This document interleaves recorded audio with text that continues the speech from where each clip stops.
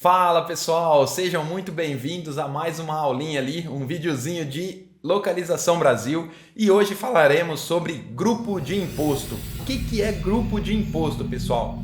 Primeiro aqui, para quem assistiu, o meu último vídeo, que eu falo como que é determinado a alíquota de ICMS lá na nossa ordem de venda, eu expliquei as tabelinhas que o SAP percorre, que ele pega primeiro das exceções de material, se ele não achou, ele vai para as exceções dinâmicas, se ele não achou, ele vai para a nossa tabela geral ali de estado e alíquota. Então, pensando aqui no ICMS, que é um exemplo mais prático, aonde que eu uso o meu grupo de imposto? O grupo de imposto ele é usado ali nas exceções dinâmicas. E como o próprio nome diz, ela é dinâmica porque a SAP disponibiliza esses campos, vários campos, e para a gente configurar. Então eu não preciso de desenvolvimento. Mas como assim, Pablo? Então vamos pensar aqui que para uma situação normal seria estado e alíquota de ICMS, por exemplo. Então de São Paulo para São Paulo eu tenho uma alíquota, de São Paulo para Bahia eu tenho uma alíquota, de São Paulo para o Rio de Janeiro eu tenho outra alíquota. Então essa é uma situação normal para a determinação do ICMS. Mas eu tenho as exceções aqui no Brasil, Então, vamos supor que se eu vender de São Paulo para o Paraná para um determinado NCM e se esse material desse NCM ele tem uma origem importada, por exemplo, eu tenho uma alíquota diferenciada. Então, nesse caso, pessoal, eu posso criar uma tabela ali dinâmica dentro do SAP e cadastrar com esses campos que eu falei a alíquota que eu quero. E aí o SAP vai considerar isso para jogar lá na nossa ordem de venda. Tá bom, na teoria aqui tá meio complicado, não consigo entender. Então vamos para o SAP que eu vou mostrar na prática como que é feito essa criação do grupo de imposto. Show de bola! Estamos aqui no nosso ambiente de teste e vamos entrar na nossa queridinha J1B Tax BR. Aqui, pessoal, o que eu expliquei no último vídeo, que o SAP ele vem aqui na nossa tabela de exceção por material, depois ele vem nas exceções dinâmicas, depois ele vai na nossa default, ou melhor, na de estado para estado, e a gente tem a mais genérica ali, que é só imposto, que é essa DEF aqui. Então a gente usa o grupo de imposto aqui para a gente cadastrar uma alíquota com exceção ali, para um cenário com exceção. Então, onde eu cadastro, onde eu crio um grupo de imposto? Então, eu venho aqui no menu Cálculo de Imposto, Atualizar Grupos de Impostos. Aqui, pessoal, a gente vê que está bem bagunçado, porque é um ambiente de teste e os nossos alunos eles criam grupos de impostos aleatórios ali. Mas o que é uma boa prática em projeto de implementação? A gente sempre definir, sentar com o pessoal de fiscal e um consultor de MM, que usa da mesma tabela aqui, e a gente definir a sequência, o range que vai ser usado para MM e o range que vai ser usado para SD. Por exemplo, até o 49 eu vou usar para SD, dos 50 para frente eu uso para MM. E aí quando a gente bate o olho aqui, fica tudo organizadinho e a gente consegue dar manutenção de forma mais fácil. Outro ponto importante, pessoal, é que o SAP ele usa essa sequência aqui de numeração do grupo de imposto para percorrer ali na J1B Tax o cadastro. Então, por exemplo, ele busca na 10, se ele não achou ele vai na 11, se ele não achou ele vai na 12 até encontrar se tem alguma alíquota cadastrado para aquele grupo de imposto. E ele sempre vai do menor para o maior. Então, se eu tiver uma exceção que eu cadastrei para o grupo 10 e tem outra cadastrada para o grupo 12, por exemplo, se ele achar na 10, ele para ali e determina a alíquota da nossa ordem de venda. Então, por isso que é importante deixar um range, porque caso surgir alguma exceção que eu preciso inserir ali em algum intervalo, eu tenho esse range disponível para dar manutenção e eu não preciso excluir ou grupo de imposto ou jogar tudo para baixo. É igual o conceito que a gente usa quando a gente está criando um esquema de cálculo, que a gente coloca a sequência ali na nossa pricing, é o mesmo caso. A gente tem que deixar um range ali de 5 em 5 ou de 3 em 3 para a gente ter um intervalo ali de numeração disponível se a gente precisar dar manutenção. Então nesse caso aqui, vamos pegar aqui um intervalo aqui 30, 32, vamos inserir um intervalo aqui 31, grupo de imposto 31. Então, aqui vamos usar o 31. Aqui pensando no campo-chave, vamos pegar como exemplo que eu vou usar a empresa. Eu vou pegar um campinho empresa aqui. Também para aquela empresa e para aquele cliente em específico. E também, vamos pegar um outro campo aqui que eu usei como exemplo, o origem do material aqui. E para a origem do material, então, nessa tabelinha aqui eu consigo cadastrar os valores para esses campos. Então, para aquela empresa, para aquele cliente, e se for determinada origem de material, eu quero que tenha uma alíquota especial de ICMS. Então, aqui ela vai ser usada para SD.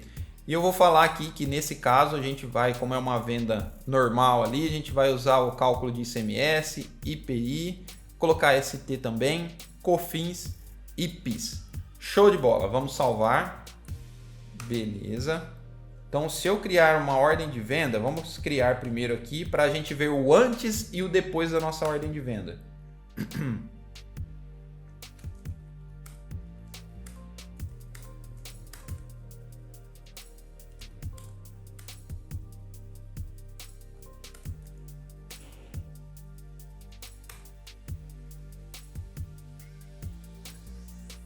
Show. Vamos ver qual alíquota está determinando aqui. Então está determinando 21%. De onde que o SAP está pegando esse cara aqui? 21%, registro de condições. Então ele está pegando da tabela 98, que é a padrãozinha ali, estado emissor, estado recebedor e alíquota 21%. Teoricamente, eu cadastrando um grupo de imposto ali, uma exceção dinâmica, o SAP tem que considerar a minha exceção e usar a alíquota que eu cadastrei aqui no lugar dessa 21%. Então vamos lá na nossa J1B Tax de novo. Aqui na IC3, vamos pegar o grupo de imposto que a gente cadastrou ali, que é o 31, né, que a gente cadastrou, que é a empresa, código do cliente e origem do material. Show de bola. Entradas novas. Então ali o cenário é São Paulo, Paraná, a empresa é 7.000. Vamos pegar o cliente aqui. Esse é o cliente que eu estou usando e que ele vai ter uma alíquota especial. A origem do material 0, que para aquele material minha origem é 0. Eu vou colocar a data de validade. A taxa de imposto, vamos colocar 12% nesse caso aqui como exemplo. E a base 100%, beleza? Vamos salvar. Tá, deu um errinho aqui, vamos ver o que é isso. Aqui, pessoal, um macetezinho para quem não sabe, né? Tem esse hominho aqui com uma chavinha que ele já joga direto para o customizing que a gente tem que fazer. Então isso agiliza muito. Clicando aqui, ele vai jogar a gente na configuração que deve ser feita para corrigir aquele erro. Então aqui o que eu tenho que fazer? Atribuir as tabelas de condições para aquela tabela de imposto que eu acabei de criar. Então vamos lá na IC3, que é onde a gente vai usar ela.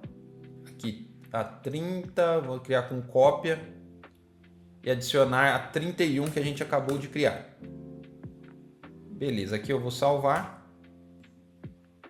Feito. Então, para quem sabe o conceito de pricing ali, né, quando eu preciso criar uma tabela de condição nova para determinar, por exemplo, um preço ali na ordem de venda, e eu cadastro também a sequência de acesso, então é o mesmo conceito. Aqui a gente criou uma tabelinha de condição e está cadastrando ela na sequência de acesso para a determinação da alíquota lá na nossa ordem de venda. Inclusive, eu consigo consultar aqui a ICVA, por exemplo, que a gente está usando aqui, lá na nossa VK11. Então, por baixo da J1B Tax, ela cria uma VK11 lá também, lá na VK13 no caso, né? Eu consigo consultar as alíquotas, porque é uma tabela de condição com sequência de acesso também. É o mesmo conceito. Então, feito isso, os dados foram gravados. Beleza. Então, vamos cadastrar aqui de novo.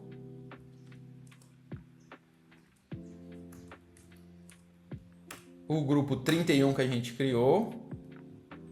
Vamos ver se vai dar erro agora. Então aqui São Paulo, Paraná, minha empresa 7.000, esse é o meu cliente. a origem do material 0, data de validade, aqui 12% e base 100. Show de bola. Dados gravados, agora não deu mais um erro. Vamos ver na nossa ordem de venda como que ficou. Agora, lembrando, ela tem que considerar os 12% que eu cadastrei aqui.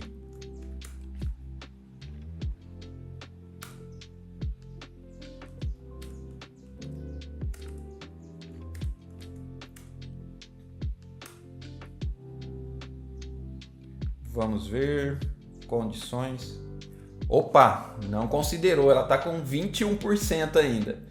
Aqui, pessoal, tem mais um pulo do gato aí, mais uma dica para esse vídeo, e anotem isso, porque isso, dependendo do consultor ali, quebra muito a cabeça para corrigir esse erro. Fala, putz, eu cadastrei lá na J1 Betax, por que não está determinando na minha ordem de venda? Então, pessoal, a gente tem mais um pulo do gato aqui, que é a migração. Essa migração a gente tem que fazer para determinar o imposto lá na nossa ordem de venda, senão não vai funcionar. Então aqui no menuzinho preparação da condição, migração, eu vou aqui grupos de impostos na sequência de acesso. Então eu vou usar aqui o 31, que é o que a gente criou agora. Beleza, foi feita a migração, 31. Ele adicionou aqui na sequência de acesso ICVA, ICBS e todas as outras necessárias aqui. Também a gente tem que vir aqui e fazer a migração de tabela de imposto aqui para as condições. Vamos lá, venda. Vamos na nossa IC3. Aqui está o nosso grupo 31 que a gente criou. Vamos executar. Beleza, foi adicionado também. Vamos ver lá na nossa ordem de venda se vai funcionar agora. Aqui na VA01.